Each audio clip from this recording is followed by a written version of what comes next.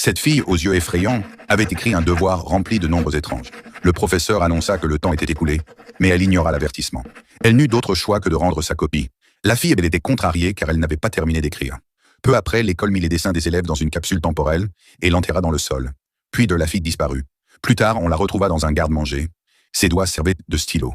Elle avait écrit les nombres inachevés sur la porte. Elle annonça alors qu'un malheur allait se produire.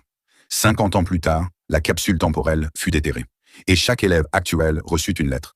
Ce garçon reçut la lettre contenant les nombres étranges. Lorsqu'il lut la lettre au sol, un homme mystérieux apparut devant lui.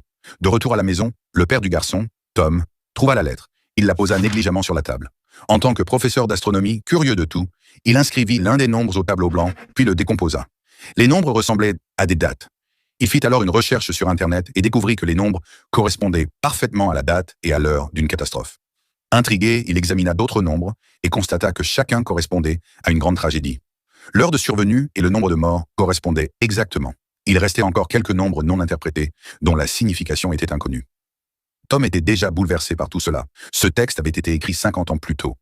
Le lendemain, il parla de sa découverte à ses collègues et leur annonça qu'un désastre allait se produire le lendemain, qui coûterait la vie à 81 personnes.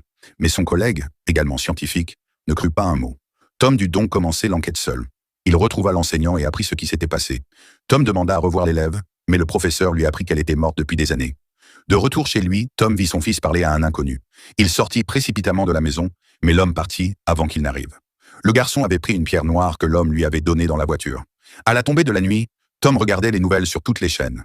Il attendait, redoutant que la catastrophe ne se produise, mais la nuit passa sans incident. Il pensa alors qu'il s'était trop inquiété. Cet après-midi-là, son fils l'appela pour qu'il vienne le chercher, mais Tom était coincé dans les embouteillages. À ce moment-là, il ouvrit le GPS de la voiture. Par inadvertance, il remarqua les informations de latitude et de longitude dans le coin supérieur droit. Il fit immédiatement le lien entre les nombres circulés et l'emplacement de la catastrophe. La catastrophe du jour allait se produire ici même. Tom descendit de voiture et vit que la route devant lui était bloquée.